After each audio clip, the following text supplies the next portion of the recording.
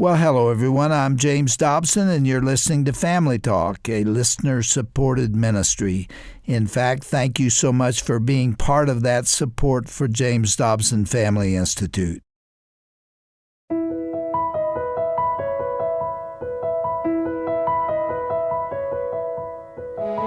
Welcome to Family Talk, your daily program presented to you by the Dr. James Dobson Family Institute and the radio home of Dr. James Dobson, America's preeminent Christian child psychologist.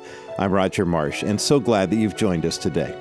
According to Polaris, which is the nonprofit organization that operates the National Human Trafficking Hotline here in the U.S., in 2020, there were 10,583 situations of human trafficking reported.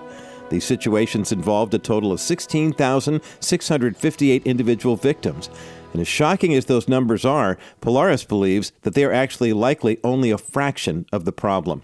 Today here on Family Talk, we are sharing the first half of a heart-wrenching conversation that Dr. Dobson recently had with a very special lady. Her name is Christine Soule. Christine had a tragic, trauma-filled childhood. Her teen years and early adulthood were filled with drugs, abuse, and being trafficked. But her story didn't end there, though.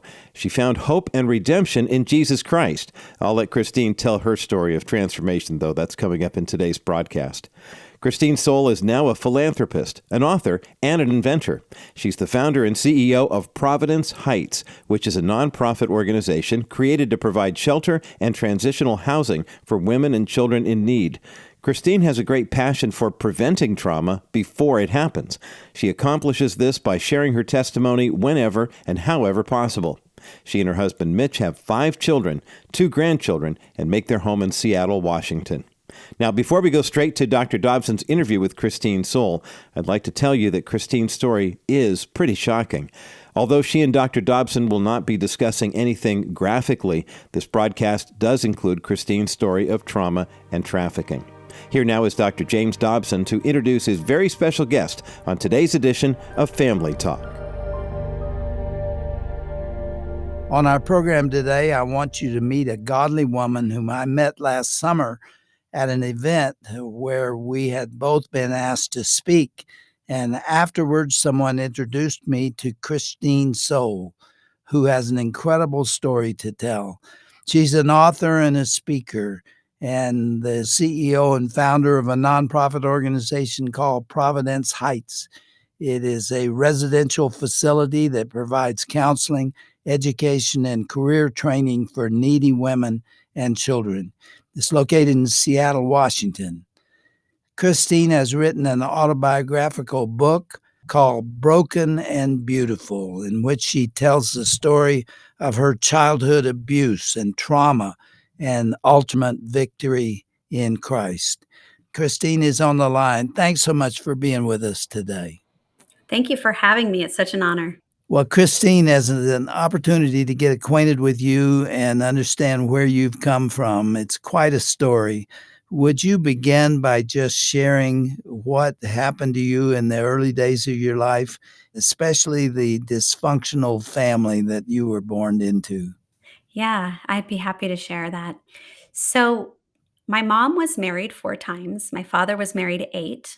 They were divorced when I was about 5 years old.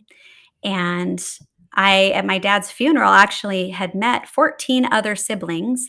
And so that made 18 in total kids. Um, I only saw my dad a handful of times after the age of 5. So I really didn't know him. And my mom had gotten married again when I was in the 4th grade. And that didn't turn out so well, as I will share the story later on. And then we had, at about age 10, I started to do drugs. And my mom was married a 3rd time to the man that I believed was really my father. That was where I really found home and felt like I belonged. And that man ended up having an affair with my sister, which really threw me into a lifestyle of feeling completely lost and worthless. And so that's really where my journey had began as a child. I can't really say, Dr. Dobson, that I remember a lot about my childhood. I remember bits and pieces. There's probably only about 3 memories that I even have from my biological father. I really didn't know who he was. And I'm so grateful that in those later years as an adult, I had an opportunity to meet with him and forgive him for my past. But yeah, I had my fourth child, and I really wanted to take that opportunity to just let go and release and forgive. And I had come to Christ at that point in my life. And so I had met with him, and, I think you expect that it's going to be some amazing moment. And I can't say it was that, but you know what? I had the opportunity to totally forgive him and release that. And it was beautiful. And about 2 months later is when he passed away. So So you had that last conversation with him. I sure did. Did he reciprocate? Did he also respond warmly to you? It was okay. It was not, I think, what, a young child would hope for. And then you would have this beautiful father in your life again, and I can't really say it turned out to be that, but you know what? It was good, and it was peaceful, and the thing for me is it was freedom for my soul, and to just release him and not have to carry that as a weight for me, but that Yeah. I could totally turn that over to the Lord. Knowing where you've been really speaks to the miracle of who you are today. Yeah. And we'll describe later on what you're doing, but it's amazing how the Lord has taken your brokenness and turned it into just a wonderful ministry for the Lord. That brings me to the topic of your book. I mentioned it earlier, but the title of it is Broken and Beautiful. And you were talking about yourself. You were broken, weren't you? And Yeah. you are now, I can tell you, and our listeners can hear it, are a beautiful woman. Thank you. Thank you so much. I love people so radically, and it's just the greatest honor to be able to really care for and love them. Hmm. Well, then your mother married again. Yeah. When did the second father come into your life? Second father came into my life when I was in, I believe, the 4th grade, and I remember in the 4th grade I actually had pneumonia, and so when I was homesick by myself, I was receiving phone calls, and these phone calls were somebody on the other line was saying that they were going to come and rape me, and it was very traumatic. They started describing what I looked like, what I was wearing, and what the inside of my house looked like. My mom had the phones tapped, and we found out that it was my brand new stepdad that was actually calling. Oh, my goodness. Yeah, he had just gotten out of jail for that very thing, and so he went straight back to jail, and it really led me to a life of fear and trauma, and God radically redeemed that many, many years later. So your mom made two mistakes, but apparently two more. She was married four times. Well, I would say one more. She's still married to the other guy. He's a pretty good guy. We'll keep him. Oh, My third father is actually the dad that I really felt like um, he was my dad. He adopted me actually, and I really felt like I found my family. I found a home. I belonged, and I wasn't feeling well one day, and I walked downstairs, and I had realized that my adopted father was having an affair with my sister. oh my goodness. Oh, yeah. It absolutely shocked me, and it was me that had to go and tell my mom, and it destroyed her. Well, my adopted father married my sister, and by law, my sister became my stepmom and my dad became my brother-in-law. Oh my. That'll throw a kid into a bit of a spiral. And, I didn't even know how to function, and I found myself one day sitting in the classroom as a 15-year-old girl thinking, I don't even know what normal is. How do I act like a normal person when I don't even know what it looks like? And I had planned a suicide. I was going to take my life, and I had written a letter out and, prepared everything. And I decided I was going to go for a final walk. And while I was walking, I met a boy that's from my school, and I don't know what he said to me. It really wasn't anything spectacular, but he made me feel like I mattered. I belonged. As I was walking away, he called my name, and I turned back and I looked at him, and he said, "I'll see you at school tomorrow." And I said, "Yeah, I will see you at school." I was going to school that next day. But when I got to school, I didn't know where to fit. I didn't know how to do life. And I had asked if I could stay at this girl's house. She was a liked girl by everyone. And I was not the one you wanted to take home to mama. At this point, I was already doing drugs and making bad choices. And, I had gone to her house and I stayed there for a week. And what I witnessed was love and compassion and family. And it was really a glimmer of hope for my future. And it changed my life forever. My wife Shirley had a similar experience. Her father was an alcoholic, and you can imagine all the things that went along with that.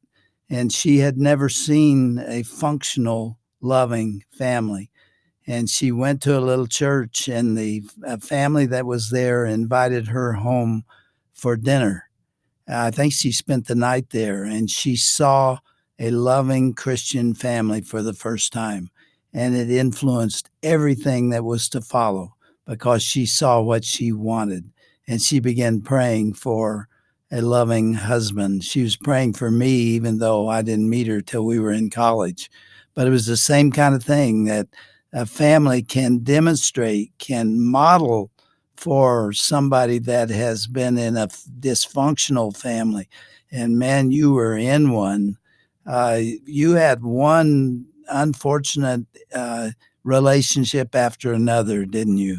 How in the world have you landed on your feet? I know the answer to this, but tell me how that has occurred. Well, I'll tell you, actually, at 17, I had gotten pregnant with my first beautiful girl, Melissa. And less than 2 years later, I had identical twin boys, Tyler and Dylan. And though they are the love of my life, at that time, I was actually a meth addict, just trying to survive, really. And I ended up being trafficked. I was abused, and I was filled with rage, filled with rage. Were you absolutely lost at that time? You must have been. I was so broken and so lost. And, I think people make it really hard to approach or understand those that are so broken and feel so far away. But, I was so desperate to be loved. I was so desperate to have value. But, the only thing that was spoken over me was that I was worthless and that I had no hope. And I really believed that. I bought that. Mm. And I felt that my only value and my only worth was in my appearance. And I was really told what kind of value I had, and it was nothing. And so I believed that lie, and that was really what I lived. And so I was desperate. And there was a couple points, very pivotal moments in my life. One was that I had jumped into my neighbor's car. She was the one person that I knew at that time in my life that was just kind and supportive. She would help babysit the kids. And I jumped into her car, and there was a cassette tape that was playing. And it tells you how long ago it was. But I said to her, I said, "What is that?" And she said, "Oh, that's just my pastor speaking." And she ejected the tape. And I started asking her questions. "What, like your pastor talks on a tape?" And yeah, yeah, he does sermons and then they record them. And I just kept asking questions, and she kept shutting the door. Well, it was after that I was pretty brutally raped and trafficked, and that was a horrific moment in my life. And it was after that, about 2 months later, that I was going to the strip club that I was forced to work at. And I kept having all these traffic issues. And when I'd get to work, there was all these parking issues because, gosh, there was this guy named Benny Hinn, and he was really messing up my commute. And he was having a big crusade right next to where I worked. And, years and years later, I realized at some point, I bet he asked his audience to put his hands toward that strip club and pray for those people to come to the knowledge of Christ. Because, It was right after he had left that conference that he was having that I fell to my knees as a 21-year-old girl, and I cried out to Jesus and I said, "If you are real, take my life. It's yours." And I so tangibly felt the power and presence of God that I threw all of the drugs and alcohol away. And instead of having withdrawals, I never even had a temptation, desire, or withdrawal. I was completely set free in that moment. So that was the end of your drug experience. Completely. That and alcohol. And it really set me on this journey of trying to figure out who this Jesus guy is and where do I fit. And I also ended up bouncing from house to house, not knowing how I was going to survive. But I ended up in a church and I had 3 kids and I didn't know how to dress. I mean, I had just come out of a lifestyle of being a stripper. And so, of course, I had a low cut skirt. And, I walked into the church with my 3 kids. And needless to say, I did not fit in. And you know what? Nobody welcomed me either. Mhm. And it was one thing that I would really love to say to all of your audience. If someone comes into a church and they don't look like you, they're in the church. They're searching. They're desperate. Love them. Christine, that's a powerful, powerful message because we people in the church look a certain way. And when somebody comes in that's way out of that mainstream, sometimes we don't reach out for them. Yeah. You desperately needed somebody to love you, didn't you? Oh, I sure did. I sure did. Christine, you had had such a difficult life. Everything had gone wrong for you, and we know what happens when a child goes through those kind of traumatic experiences. And somehow you came to know Jesus Christ. Tell us that story. How in the world did you find him out of that kind of environment? In the midst of my brokenness, I really found myself falling to my knees and crying out to God. And I said, "If you are real, take my life. It's yours." And I so tangibly felt the power and presence of God.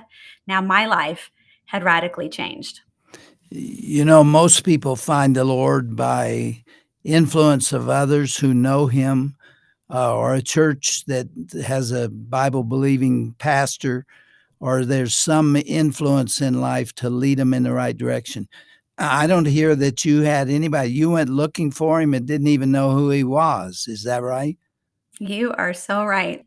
Yeah, it was an amazing moment where, I really look back at my life and I see how his hand was on my life. And I always even believed that there was a God. I just never had anyone really walk me through what faith looked like. Well, go on with your story. I know that your husband was named Mitch. Where'd he come into the picture? Yes. Oh, I'll share that. So, I'm bouncing from couch to couch, not knowing how to survive. I have 3 babies. I didn't graduate high school. And so, any job that I was qualified for wouldn't even pay for my childcare. And, one day I fanned out all my bills. I had $40 to my name and no job, no income to provide. And I sat there in that moment and I thought, the Lord really saved me before. I wonder if he can do something with this situation. And I went to the one person I knew that went to a Christian church and I asked him to give it to his church. He had no idea it was the last penny that I had to take care of my babies. And, I wish I would have written down how God provided for me because it was miraculous. But the guy that I gave that check to is also the man that I've been married to for 24 years. The love of my life, Mitch Soule, and he really believed in me, loved me, and called out the best in me and really helped me to discover my identity in Christ. And which of your children was fathered by him? Yeah, I have 2 kids from Mitch. My daughter Ariel, who's 23, and then I have a 12-year-old girl named Zoe, and she is amazing. And he really did raise all 5 kids. It's interesting. People would say stepdad or half siblings, and that was really never the case in our house. He was dad. He was dad to all five, and it was a beautiful, beautiful family structure that we were able to give them. And he was an answer to prayer too, wasn't he? Oh gosh, he was such an answer to prayer in every way. How does he feel about you revealing these sordid moments of your life? Great question. I actually broke up with them when I really discovered that I was in love with him. I broke up, and he was in tears. You I broke thought we would up. be. I did. I broke up with him when we were dating because I thought if he knew what I had done, he would never want someone like me. Yeah. And he was in tears and he's asking why. And I said that. I said, if you knew, if you only knew, you wouldn't want me. And he said, well, fine. If you're breaking up with me anyway, you might as well tell me. And I thought, well, that's a good point. And so I told him everything about my past. And he said, do you do any of that now? And I went, no. Oh, no, no, no. And he Mhm. said, well, then what are you worried about? And what was so amazing is never in our entire 24 years of marriage has he ever thrown that in my face, had an ounce of jealousy, had just a spirit of uncertainty. He believed that I was set free. And even when I had insecurities, because every person in my life had affairs and did things, and even in my own insecurities, he taught me how to trust by trusting in me. Is he a believer in Jesus Christ? Oh, he is a major believer in Jesus Christ, and the Lord is his all in all, and he really sets an example to people and mentors them. He's incredible. He sounds like a godsend to me. Oh, he sure is.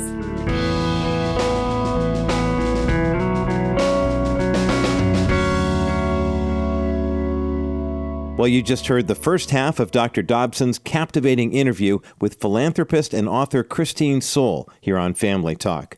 As you heard, Christine had a really tough childhood, filled with trauma and drug abuse and confusion.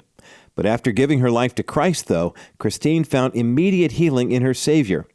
Now, if you'd like to learn more about Christine Soule, her ministry, and the women's home that she runs called Providence Heights, please visit us at drjamesdobson.org/broadcast. That's drjamesdobson.org/broadcast. Or you can give us a call. Our number is 877-732-6825, and our team members are available around the clock to take your call. We're here to answer any questions you might have about the broadcast or the work of the Dr. James Dobson Family Institute. We also love to take your prayer requests and to pray with and for you. Again, don't hesitate to reach out to us by phone when you call 877-732-6825. Well, it is February, and this month, the Dr. James Dobson Family Institute is offering a special resource for all the moms and dads who listen to our program. I know firsthand that being a parent can be tough. You ever have days when you wish you could just sit down with a parenting expert, somebody who really understands what you're going through and knows just what advice and counsel to give? Well, good news.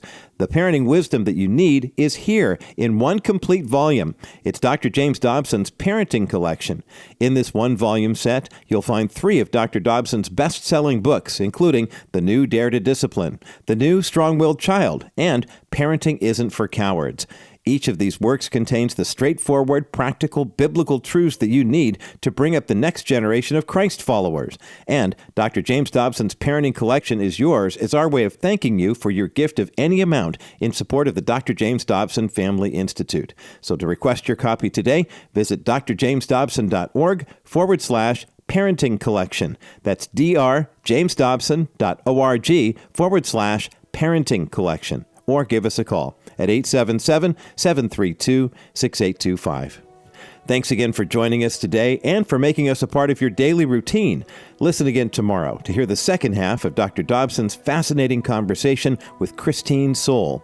They'll be sharing more details about the work that Christine is doing at Providence Heights, which is a nonprofit ministry that provides shelter and transitional housing for women and children. You will not want to miss this broadcast.